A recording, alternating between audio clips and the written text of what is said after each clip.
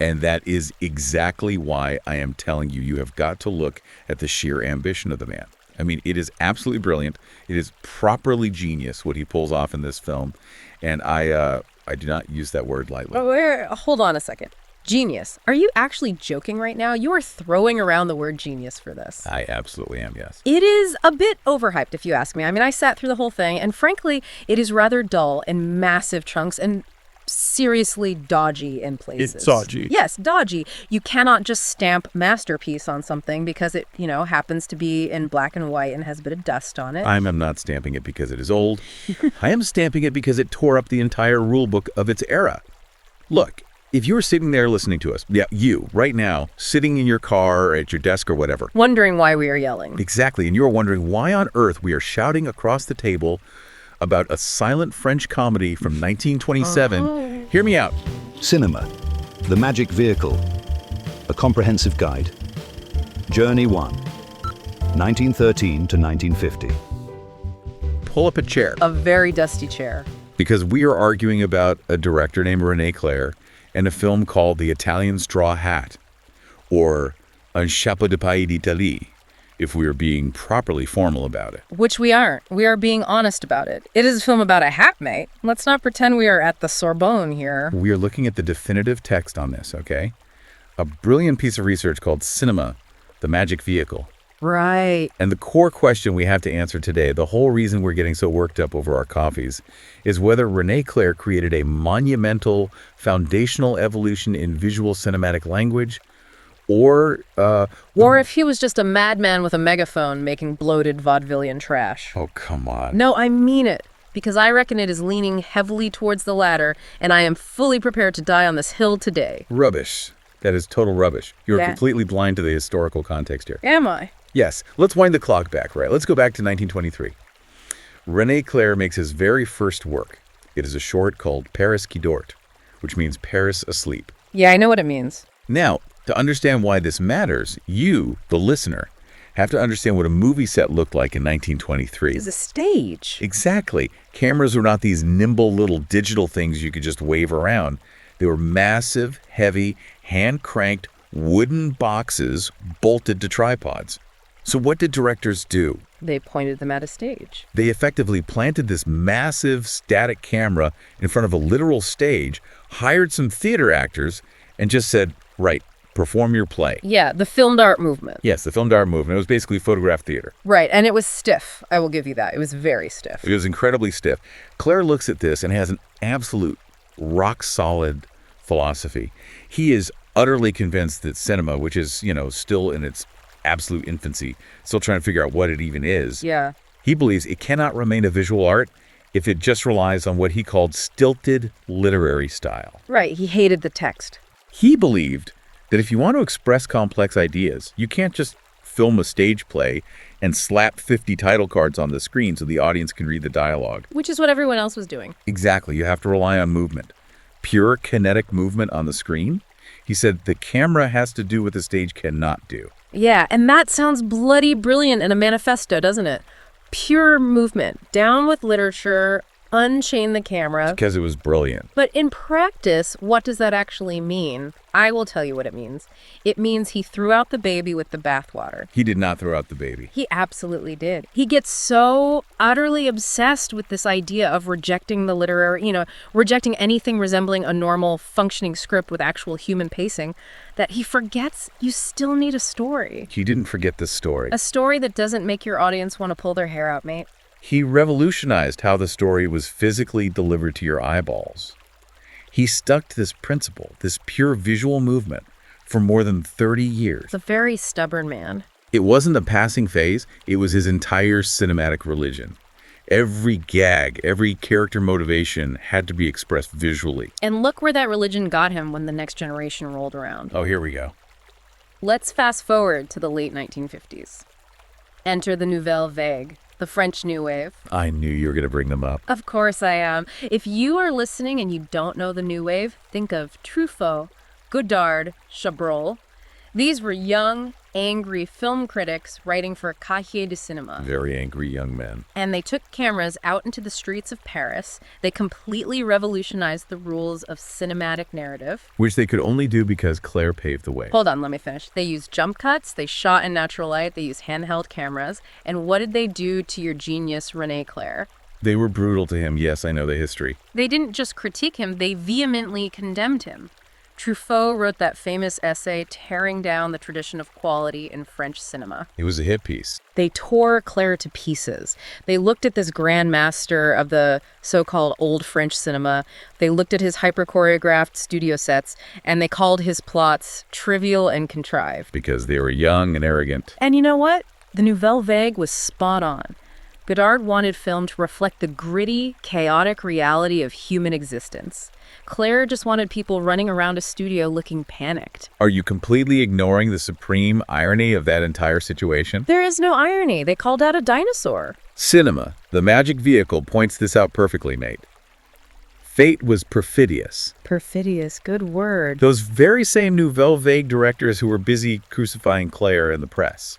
When they actually picked up cameras to make their own movies, what happened? Oh, they made masterpieces. They realized they couldn't just have pure, unadulterated street realism all the time.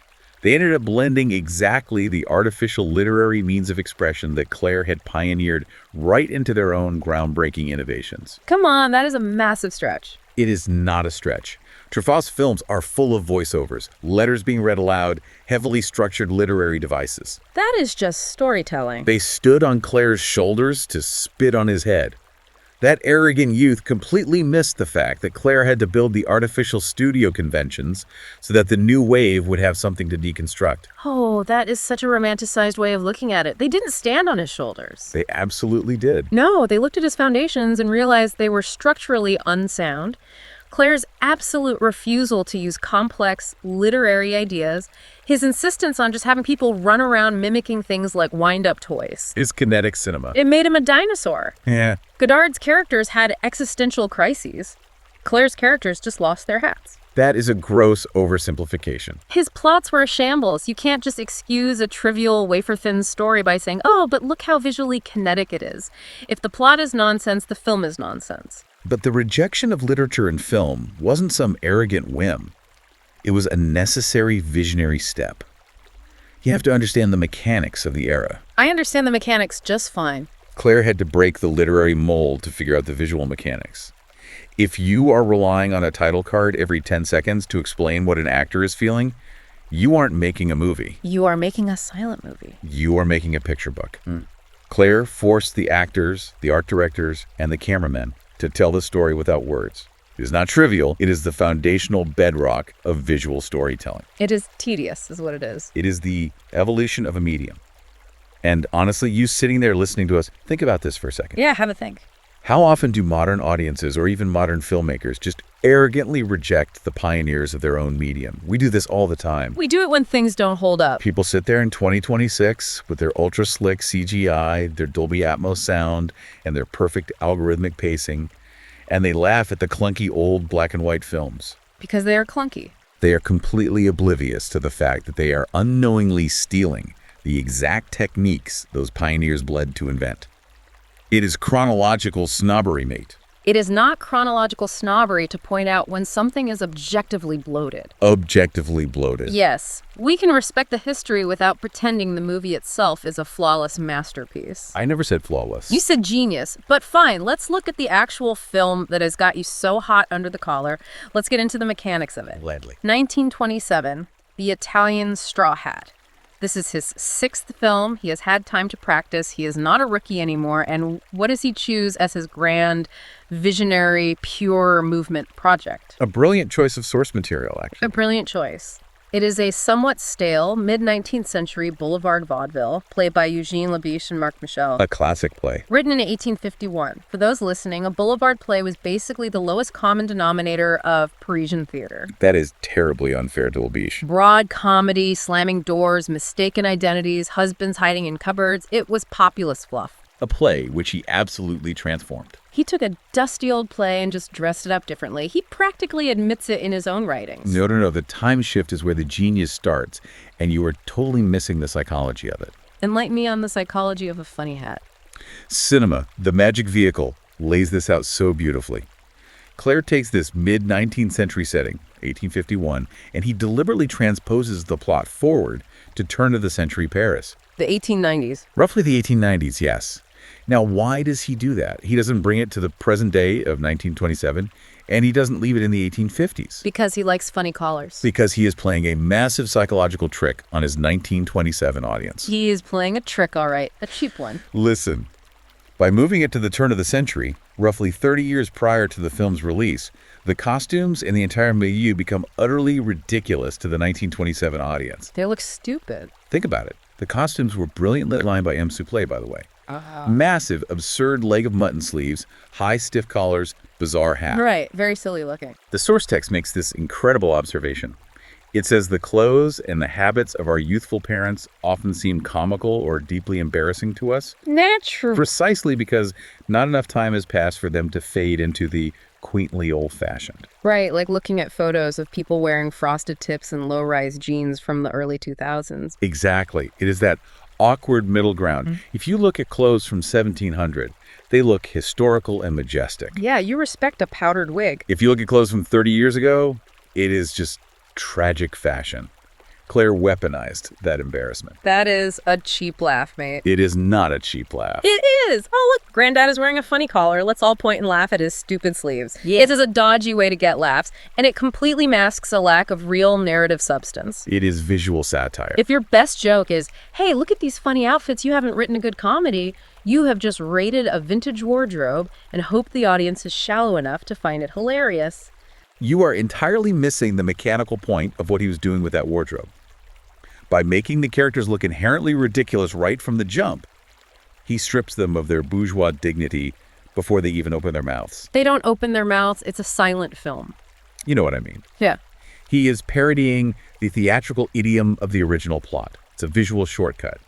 And more importantly, he solves what the book calls the perennial problem of dialogues in silent film.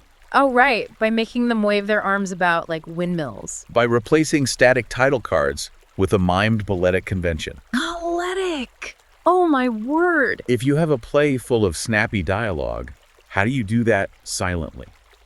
You use physical rhythm. He didn't want audiences reading a novel on screen, stopping every 5 seconds for a block of text that says, "Where is my hat?" God forbid we read a sentence. He wanted them to feel the pace of the comedy in the actors' bodies. Balletic convention. Let's call it what it is. It is frantic waving. It is a ballet. Think about the famous quadrille of the Lancers. I was really hoping you wouldn't bring up the bloody quadrille. I have to bring it up. For the listener, the quadrille is this complex, rigid, formal square dance. Which goes on forever. Clair shoots a wedding party performing this dance, but he edits the scene so that the formal, repetitive movements of the dance mirror the absurd, repetitive social conventions of the characters. Oh, repetitive. It's cut to a specific rhythm. The rhythm and the lightness of touch in that scene alone is a masterclass in editing. He is making the visual movement do the work of spoken dialogue. A masterclass in overacting, maybe? Not at all. You call it a mimed balletic convention. I call it a bunch of actors desperately gesticulating because the director is too stubborn to use a bloody title card. That is entirely missing the artistry. It is exhausting to watch. When someone is angry, they don't just look angry. They practically vibrate, shake their fists, and do a lap around the room. It is heightened reality. I appreciate what you are saying about the rhythm of the editing. I really do. But as a viewer, it feels like I am watching a pantomime on fast forward. It is symphonic. But let's actually walk through what happens, because the plot, which you keep calling a shambles, is exactly where Clair takes this stale play and turns it into a biting anti-bourgeois satire. Oh, here we go. The biting satire of the horse. I've been waiting for this. Yes, the horse. The inciting incident. So, the setup. We have our protagonist, Julien Fadenard, right, played by the very charming Albert Prigent. He is driving a horse-drawn coach through the woods of Vincennes on the morning of his own wedding. Normal enough, right? Completely normal. He stops to rest. But then his horse casually leans over and eats a straw hat that happens to be hanging on a low branch of a tree. Stop right there. Just pause. I want the listener to really absorb this. What? You are telling me with a straight face that the inciting incident for a monumental masterpiece of cinema, the thing that kicks off 2 hours of nonstop frantic running around, is a horse having a snack. Yes. A horse eats a hat. That is it. That is the engine of your masterpiece. It is bloody mental. It is deliberately absurd. Let me explain why it matters in the story. Please do. That hat belongs to Madame Anaïs de Beaupertuis, played by Olga Chichowa, and she is currently hiding in the bushes in that forest with her lover, Naturally. a fiercely aggressive hussar lieutenant named Victor Tavernier, played by Vidal Gaiman. Right, so they are having an affair in the bushes, and the horse eats her hat. Tragic. To her, it is. Now she has a massive life-ruining problem. She cannot return home to her fiercely jealous husband, played by Jim Gerald, without that exact hat. Because, of course, the husband has a photographic memory for headwear. Because he knows she was wearing it when she left the house. In the rigid, appearance-obsessed society of the French bourgeoisie, that hat is the ultimate proof of her respectability. Her honor rests on some straw. If she comes home without it, the husband will know she was up to no good. It is the smoking gun of her infidelity. Okay, I get the social stakes. I really do. But their solution to this problem is where the film just loses its mind completely. It is farce. So instead of just going to a milliner and buying a new hat, like a normal, rational person, Oh, it would be funny. this unhinged hussar and the cheating wife decide to track down our protagonist, violently invade poor Fednard's apartment on the morning of his wedding, and demand that he, the guy whose horse merely had the munchies, must personally go out and find an exact duplicate. Yes, that is the plot. They threaten to wreck his home and shoot him if he doesn't. It is so utterly contrived. It is a complete shambles of a plot. The contrivance is the engine of the farce. You're thinking about it literally instead of mechanically. I am thinking about it logically. Think of the plot like a Rube Goldberg machine.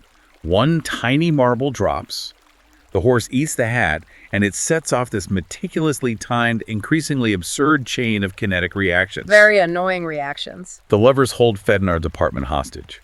They literally refuse to leave, planting themselves in his living room while he's supposed to be getting married. The bloke is just trying to put on his tuxedo, mate. Exactly. So Fednard has to bounce back and forth between his own wedding party, desperately trying to keep up appearances with his clueless, naive bride and her incredibly demanding provincial new in-laws. Who are constantly complaining about his shoes hurting. And he is frantically scouring the streets of Paris for a duplicate Florentine straw hat at the same time. And it just keeps getting stupider. It gets more complex. Stupider.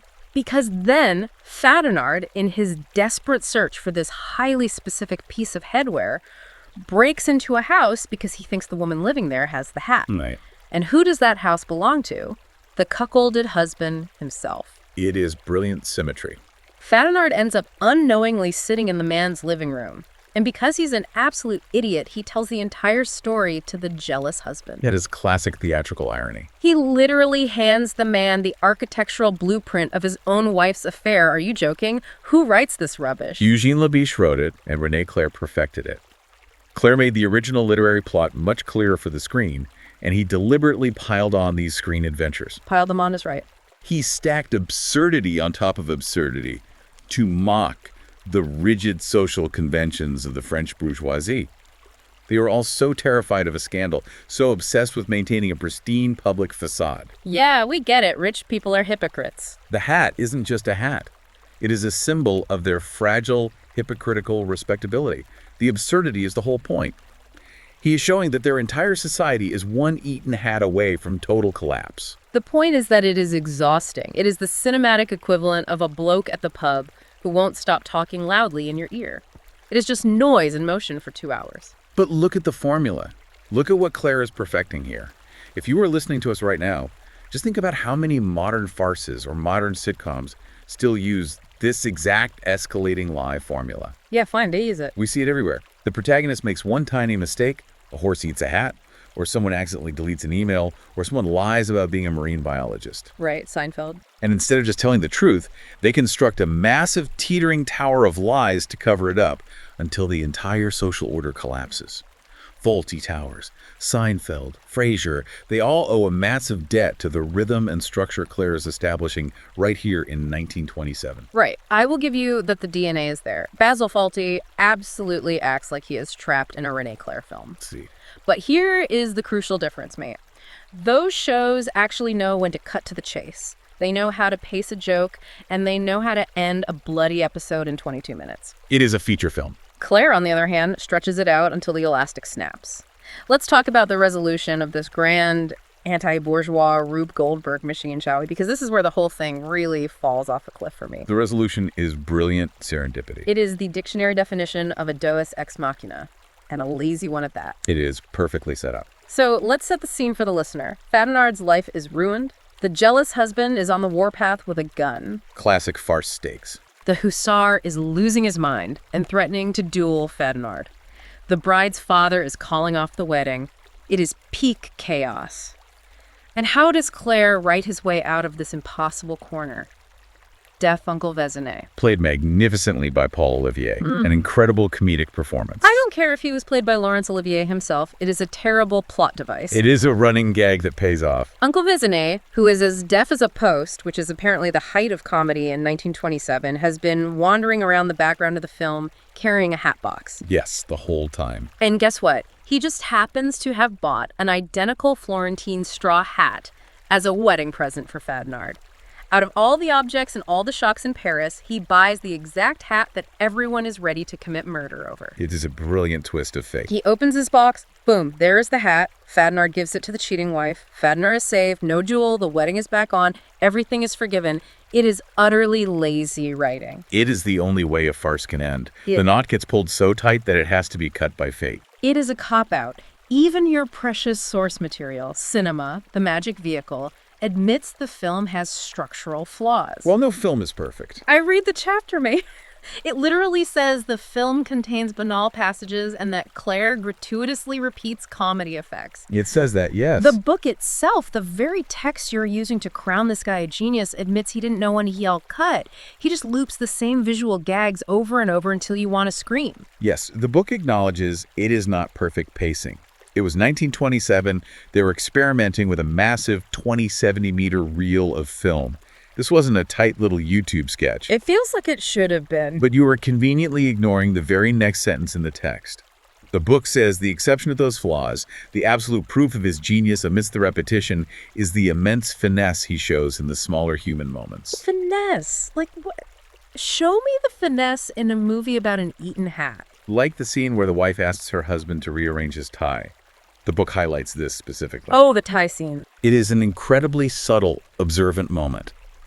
In the midst of all this frantic, sweaty, manic energy of people sprinting around looking for a hat, Clair suddenly slows down. Very briefly. The camera lingers on this quiet, domestic interaction. The wife gently asks her husband to fix his tie. The way they look at each other, the way they move, it conveys the entirety of their marital dynamics in a few seconds of silence. It is just a bloke fixing his collar. It is not just a gratuitous comedy effect, it is visual poetry. The finesse of that single scene proves that Clair isn't just a clown throwing pies. He is a master of human observation. Mate, cut 30 minutes out of that scene and we'd actually have a story. It is bloated. You cannot cut the rhythm. It is incredibly bloated. You can have all the finesse in the world with the bloke adjusting his tie, but if I have been watching people sprint around the streets of Paris looking for a hat for 2 hours, I don't care about his tie anymore. I am looking at this with a modern eye, and I am telling you, it is a slog. Look, the research in cinema, the magic vehicle, is spot on here. The authors argue that Rene Clair was trying to build a completely new visual language. A new visual language of running around. They call it a monumental achievement for a reason. He was fusing daddyism, which, let's remind ourselves, was a vehemently anti-war, provocative anti-art movement that originated in Switzerland during the First World War between 1916 and 1920. Oh, here we go, bringing in the Swiss art movement. This is essential context. Daddyism was born in the Cabaret Voltaire in Zurich. The artists there looked at the absolute meat grinder horrors of the trenches in WWI, and they said if logic and reason led the world to create mustard gas and slaughter millions of young men, then logic and reason are evil. Right, so let's make no sense. So they created anti-art, art that was chaotic, nonsensical, and disruptive. Clair was fusing daddyism because he had the stones to try something nobody else dared. Look at his 1924 short film, On Tract. Have you seen it? Yes, with the camel and the hearse. It is weird. It is the fullest expression of daddyism on film. A hearse being pulled by a camel, a ballerina with a beard, people chasing a coffin through a theme park. Completely mental. It makes no logical sense, and that is the point. And what Clair does in The Italian Straw Hat is he brings that exact disruptive and anarchic energy right into the heart of a polite bourgeois comedy. Or he just makes a mess. He uses the chaos of the editing, the absurdity of the horse, and the relentless physical motion to utterly dismantle the polite society on screen. He is not making a simple joke. He is tearing down the establishment with a camera. I reckon the book is being way too kind to him, to be honest. Of course you do. You call it ambition, I call it a massive ego trip. Just because a director spends a fortune and makes everyone miserable on set trying to capture pure daddiest chaos doesn't make him a genius. He didn't make everyone miserable. He was a proper narcissist with a camera, and I think the book lets him off the hook because it is a classic. It has got that dusty museum glass over it, so the critics and the historians are terrified to say, actually, this is a bit rubbish. Rubbish. It is not an ego trip. It is an evolution. An evolution into boredom. And it wasn't just him. The book gives you the actual credits, the real history of the technical scale he was operating on. You have got photography by Maurice Defascio and Nicholas Rudikoff. Very nice names. And let me tell you how they changed film. Before them, cameras didn't move. Defascio literally unchained the camera. They put it on wheels. They tracked alongside the actors. They made the lens a participant in the frantic ballet. Still frantic. You've got art direction by Lazar Mearson. Mearson didn't just build realistic walls. He built stylized, slightly surreal sets that were designed to make the bourgeois characters look trapped in their own homes. Fancy sets do not fix a bad script, mate. It was produced by Alexandre Kameka at Films Albatross. Look at the cast.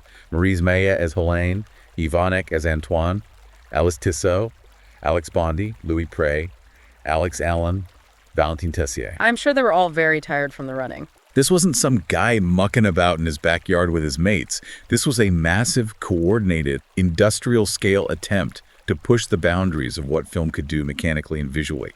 These are technical breakthroughs that changed how every film is made today. If you find the scale of it a bit of a slog, that is on you, not the history. I am just saying I'm looking at it with a modern eye, and it is half brilliant and half nonsense. You just don't have the patience for it. The book defends him through a historical lens, which is fine for an academic paper, but I'm sitting here thinking, mate, cut 30 minutes out of that scene and we'd actually have a story. It is bloated. It is farce pacing. You can throw all the fancy French names and technical credits at me you want, Maurice Defascio, Films Albatross, whoever. It doesn't change the fact that gratuitous repetition is just bad storytelling, whether it is 1927 or 2026. A Rube Goldberg machine is only fun to watch if it eventually finishes. He is the rhythm of farce. The repetition is the joke. The repetition is a sedative. Look, if you are listening to this, you know the drill. We have done 40 of these, so you know we are never going to agree. Never. We could sit here for another fortnight screaming about a horse eating a hat and whether a deaf uncle is brilliant satire or terrible writing. It is brilliant. If you want to see if I'm just being a cynical git or if the book actually has it right, buy the thing. The link is in the description. Cinema, the magic vehicle. Do you actually have the spine to read the real history, or are you staying lazy? Your call. You absolutely should read it because you need to understand the cultural earthquake this film represents. And I will leave you with this one final thought to chew on. Make it quick. Think back to daddyism. It was an anti-art movement born out of the absolute horrors of World War I. It was designed to reject prevailing conventions that the youth felt were toxic and destructive. So if Rene Clair was using daddy as chaos to relentlessly mock the French bourgeois society and its obsession with perfectly manicured appearances in 1927, ask yourself this. Look at the culture we live in today. Look at the hyper-polished, utterly predictable, CGI-perfect blockbusters that dominate our screens right now, where every pixel is focus grouped to death. True enough. What conventions in our modern cinema desperately need to be torn down by a new, provocative anti-art movement today? What is our modern straw hat?